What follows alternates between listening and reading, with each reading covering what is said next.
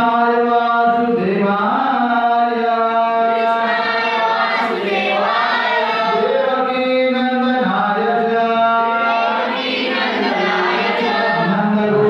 दृढ निश्चय करायचा की मी हे वाचणार आणि माझं जीवन वाचवणार. कारण वाचा तर वाचा, त्याशिवाय कोणी वाचणार नाही. ठीक आहे. त्याच्यानंतर पुढे आपण मांडले मत्स्य पुराणामध्ये 14 सहस्त्र, गरुड पुराणामध्ये 19 सहस्त्र, ब्रह्मांड पुराणामध्ये 12,000 श्लोक आहेत. त्याप्रमाणे पुराणांची एकूण श्लोक संख्या 4 लाख इतकी आहे. किती? 4 लाख इतकी आहे. आणि त्यापैकी 18,000 सहस्त्राचं श्रीमद भागवत पुराण आहे. तर एवढं तर आपण काय वाचणार नाही. म्हणून कलियुगामध्ये भगवंताने एकच सांगितलं, बाबा एकच पुरेसं आहे श्रीमद भागवत. बाकी काय वाचायचं तुम्हाला एवढी आवश्यकता पडणार नाही. पूर्ण पुरुषोत्तम भगवंताने सर्वात पहिल्यांदा संपूर्ण भागवत पुराण ब्रह्मदेवाला सांगितलं पहिल्यांदा. आणि तेव्हा ब्रह्मदेव भगवंताच्या कमळातून आलेल्या नाभिकमळातून आलेल्या एका कमळाच्या वरती बसलेले होते आणि तिथे त्यांना भागवत भगवंताने सांगितलं. अथपासून इथपर्यंत श्रीमद भागवत भौतिक जीवनापासून वैराग्य उत्पन्न करण्यास प्रेरणा देते. म्हणजे अनासक्ती, आसक्ती राहते आपल्या जीवनामध्ये. ते साधू संतांना आनंद देणारा हरिलीलाने ओतप्रोत भरलेला आहे. असा कोणता संत होऊन गेला ज्याने श्रीमद भागवत ऐकलं नाही? सांगा बघू. नामदेव महाराजांनी तर त्याच्यावरती एकनाथी भागवत दिले. त्याच्यामध्ये एकनाथ महाराजांनी एकनाथी भागवत दिले आहे. त्याच्यानंतर त्याने हे काल आपण कोणती कथा घेतली परवा, रुक्मिणी स्वयंवर खास काव्य लिहिले त्यांनी. संत तुकाराम महाराजांनी पूर्ण भागवताचं पारायण केलेलं आहे. असं कोणता संत होऊन नाही गेला ज्याने भागवताचा आश्रय घेतला नाही. अर्थात त्या साधू संतांच्या कृपेने आपल्याला हे श्रीमद भागवत प्राप्त झालेले आहे. याच्यामध्ये सर्व वेदांताचं सार आहे. कारण परमसत्य ही त्याची विषय वस्तू आहे. काय विषय वस्तू आहे? परमसत्य पांडुरंग रुक्मिणी यांचं चरित्र याच्यामध्ये आहे. हे एकमेव अद्वितीय आहे. हे परमसत्य जीवांपासून कसं आहे? अभिन्न असून एकाच वेळी भिन्न पण आहे. कसं सांगा? त्याला अचिंत्य भेदाभेद असं म्हणतात. त्या परमसत्याची अनन्य सेवा प्राप्त करणे हा ग्रंथाचा हेतू आहे. अर्थात भगवंताची सेवा, कशी सेवा? प्रेममयी सेवा करणे या ग्रंथाचा एकमेव काय आहे? हेतू आहे. आणि प्रेममयी सेवा करणे याला काय बोलतात? भक्ती म्हणतात. कोणाची भक्ती? भगवंताची. भगवंताची. भगवंत कोण?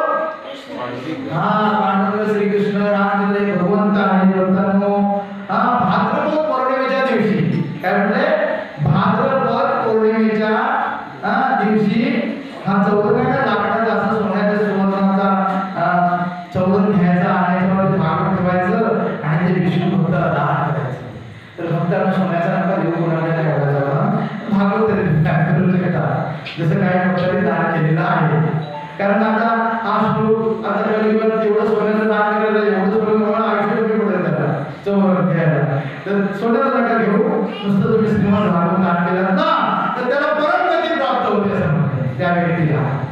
म्हणून बरेच लोक आंतरराष्ट्रीय कृष्ण भावना संघामध्ये ज्यांना काही महात्म्य कळले ते दान करतात. याची अशी किंमत आहे 8,000 रुपये. ते काय करणार? 4,000 4,500 इथे आहे. मथुरेला मराठी 6,000 देते. मी बघितलं नेपाळ 6,000 देते. बरेच 2,000 तरी कमी आहे आपल्याला. जोपर्यंत श्रेष्ठ भागवत पुराण प्रत्यक्ष पुढे दिसत नाही तोपर्यंत इतर पुराणाचे सज्जनांच्या सभेत शोभा असते. जेव्हा काय एकदा श्रीमद भागवत त्यांना सापडला खाली तर बघा पुढे भागवत सर्व वेदांताचे सार आहे. भागवत कथा अमृताचे रसास्वादन केल्यावर मनुष्याला दुसऱ्या कोणत्याही वाङ्मयाचं आकर्षण वाटत नाही. कसलं वाङ्मय काय असं दुसरं बघण्याची त्याची इच्छाच राहत नाही. जेव्हा भागवत श्रवण करतो त्यावेळी नद्यांमध्ये जशी गंगा श्रेष्ठ आहे. निम्नगानां यथा गंगा देवानां अच्युतो यथा वैष्णवानां यथा शंभो पुराणानां इदं तथा. निम्नगानां यथा गंगा, नद्यांमध्ये जशी गंगा नदी श्रेष्ठ आहे. आणि देवानां अच्युतो यथा, देवतांमध्ये जसे अच्युत पांडुरंग श्रीकृष्ण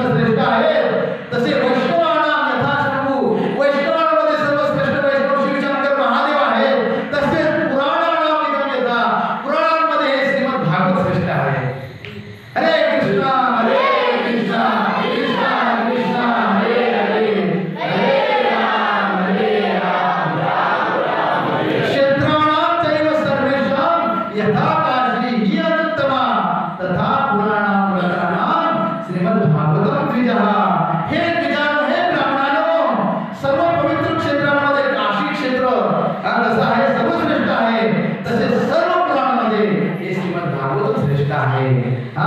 श्रीमद भागवतम पुराणम अमलम यद् वैष्णवानां प्रियं यस्मिन् पारमहंसं एकम् अमलं ज्ञानं परं गीयते तत्र ज्ञान विराग भक्ति सहितं नैष्कर्म्यमाविष्कृतं तच्छ्रुवन् सुपठन् विचारण परो भक्त्या विमुच्ये नरः. हे श्रीमद भागवत पुराण निष्कलंक आहे. कसं आहे, याच्यामध्ये कोणताही कलंक नाही, निष्कलंक आहे. ते परमहंसांना प्राप्त होणारे निर्मळ ज्ञान प्रदान करीत असल्यामुळे वैष्णवांना अतिशय प्रिय आहे. आता तसं कोण संत आहे ज्याला हे भागवत पुराण आवडलं नाही सांगा? ते भागवत दिव्य ज्ञान, वैराग्य, भक्ती सहित कर्मबंधनातून मुक्तीचा मार्ग प्रदर्शित करते. जो मनुष्य ऐका भक्तांनो, जो मनुष्य भक्तिपूर्वक श्रीमद भागवताचे अध्ययन करतो, हातामध्ये त्याचं श्रवण करतो, त्याचं कीर्तन म्हणजे तो दुसऱ्याला सांगतो, तो मुक्त होतो. आता मी तुम्हाला सांगते, तुम्ही ऐकताय मुक्त. जे घरी बसतात, एक वेळ काढतात, भागवत वाचायला लागतात, त्यांना मुक्ती त्यांच्या करोतरेच स्थिता, मुक्ती त्यांच्या हातावर येते. भक्तांना मुक्ती त्यांच्या हातात असते. जसं भीष्म पितामहांना मृत्यू त्यांच्या हातात होतात. जोपर्यंत ते ठरवणार नाही तोपर्यंत मृत्यू येणार नाही त्यांना. ज्याने ठरवलं की आता मला मृत्यू पाहिजे तर मृत्यू त्यांच्या अधीन होता. तसं मुक्ती ते श्रीमद भागवत श्रवण करतात ना, त्याच्या हातामध्ये मुक्ती करोतरे स्थिता, हातामध्ये स्थित असते. तर मी विशुद्ध परम सत्याचे ध्यान करीत आहे. हे परम सत्य शोक आणि मृत्यू रहित असून, म्हणजे भगवंताची भक्ती करतो ना, त्याच्या जीवनात शोक राहू शकत नाही. तसंच मृत्यू पुन्हा पुन्हा जन्माचं जे चक्र आहे ना, ते राहू शकत नाही. पुन्हा पुन्हा मरणाचं चक्र राहू शकत नाही. एकदाच मरणार, पुन्हा जन्म नाही. आणि झाला तो भगवंत आम्हाला त्याने आरंभी हा ज्ञानातील ब्रह्मदेवासमोर प्रकट केला होता भगवंतांनी. ब्रह्मदेवाने नंतर ते ज्ञान नारदांना दिले, ते परंपरा सांगताय. आणि त्याने ते कृष्ण द्वैपायन व्यास मुनींना दिलं. व्यासाने ते सुखदेव गोस्वामींना ह्याचं ज्ञान दिलं. आणि सुखदेव गोस्वामींनी कृपावंत होऊन ते परीक्षित महाराजांना दिलं. आणि त्या परंपरेतून हे ज्ञान पुढे आलेले आहे श्रीमद भागवताचं. ज्या सर्व साक्षी भगवान वासुदेवाने हे भागवत रूपी ज्ञान मोक्षाची इच्छा करणारा ब्रह्मदेवांना सांगितले, त्यांना माझा नमस्कार असो. मी सुखदेव गोस्वामींना विनम्र प्रणाम करीत आहे. तर सर्वश्रेष्ठ योगी आणि साक्षात परम सत्याचे व्यक्तिगत रूप आहेत. संसार रूपी सर्पाने दंश केलेल्या परीक्षित महाराजांना त्यांनी वाचवले. कारण परीक्षित महाराजांना शाप होता की तक्षकाचा दंश होऊन तुमचा मृत्यू होईल. परंतु श्रीमद भागवताचे 18,000 श्लोक वाचून झाल्याच्या नंतर ते भगवंताच्या धामाला गेले आणि तक्षकाने त्यांना स्पर्श केला, दंश केला. म्हणजे मृत्यू त्या तक्षकाने त्यांना मृत्यू दिलेला नाही. ऑलरेडी त्यांनी देहत्याग करून भगवंतांना गाठलं होतं, फक्त शरीराला त्यांनी दंश केला. कारण भागवत सरळ आहे, भागवताने मृत्यू होत नाही.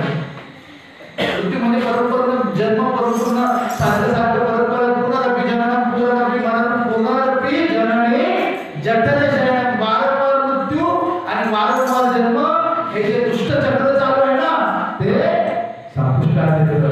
तर हे ज्ञानेश्वर हे सर्व कृपा करून आम्हाला तुमच्या चरणकमलांची शुद्ध प्रेमेशुला जन्मजन्मी प्रदान करा. नाम संकीर्तनम यस्य